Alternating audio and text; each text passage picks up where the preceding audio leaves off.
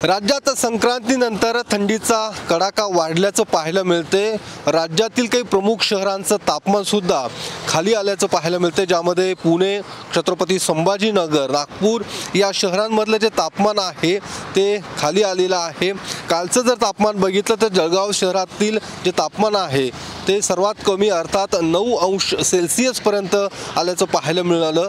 तर पुण्यातलं जे तापमान आहे ते 10 अंश सेल्सिअस इतकं तापमान पाहायला मिळालं। त्यामुळे पुढील 3 दिवस राज्यातलं तापमान हे कमी असणार आहे, थंडीचा कडाका वाढणार असल्याचं हवामान खात्याकडून सांगण्यात आलेलं आहे। त्यामुळे पुणे शहरात सुद्धा ठिकठिकाणी तापमान हे कमी झालेलं आहे, ज्यामध्ये पाषाण बाणेर या परिसरातलं सर्वाधिक कमी तापमान या ठिकाणी पाहायला मिळते। त्यामुळे आपण पाहू शकतो सर्वसामान्य नागरिक सुद्धा या थंडीच्या कडाक्यामुळे स्वेटर मफलर घालूनच बाहेर पडताना आपल्याला पाहायला मिळतात आणि आगामी 3 दिवस अशाच पद्धतीची थंडी असणार, अशा पद्धतीचं हवामान खात्याकडून हा अंदाज वर्तवण्यात आलेला आहे।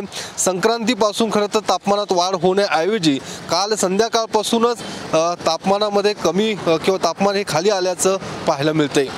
कॅमेरामन विकी चव्हाण सह योगेश बोरसे, TV9 मराठी, पुणे।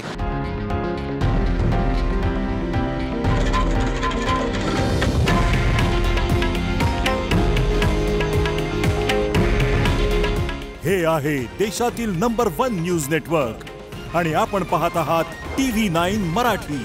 काळजी तुमची, हित महाराष्ट्राचं।